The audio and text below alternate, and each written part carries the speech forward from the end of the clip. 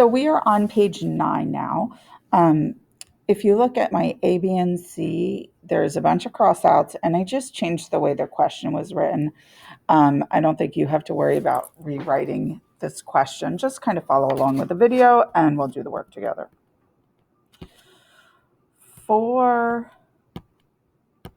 Just trying to change my color. There we go.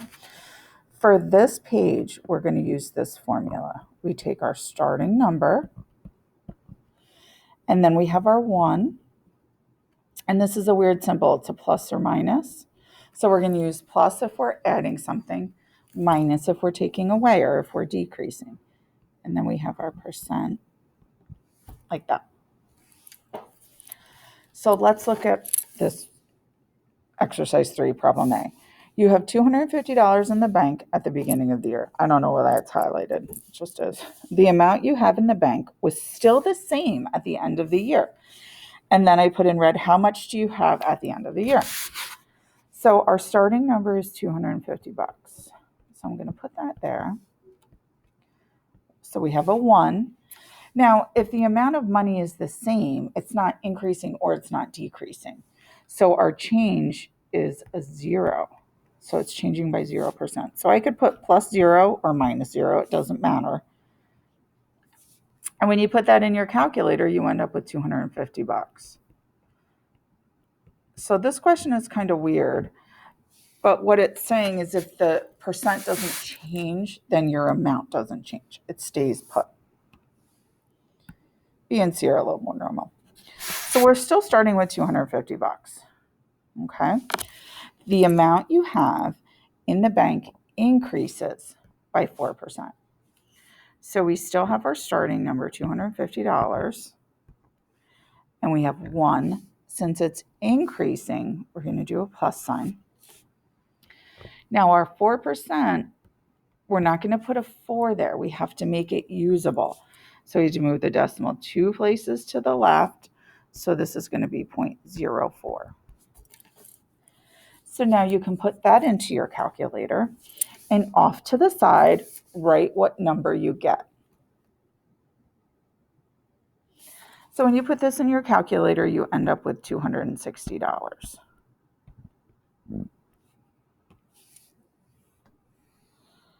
So now part C, we're starting with the same number, $250.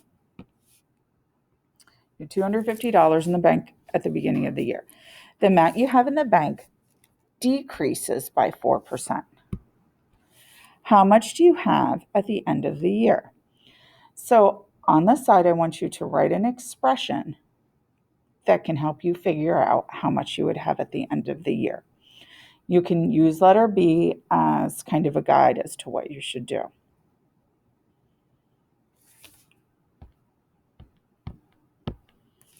So for this problem, we start with 250. Then we have a 1. Since it's decreasing, it's going to be a minus sign. And to make our 4% usable, you move the decimal 2 places to the left. So we have 0.04. Now in the next section on Edpuzzle, I want you to put in what your answer is. 250, and then in parentheses, 1 minus 0.04. And you get $240.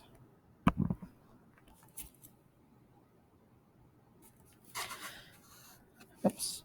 Okay, moving down to exercise number 4. A population of bacteria is growing at a rate of 20% per hour. The population starts at 320. We're going to use a little bit different of a formula. Actually, it's the same thing. We're just going to add something here. We still have our start number. And then we have 1 plus or minus our percent. Now that I write this, I'm running out of room.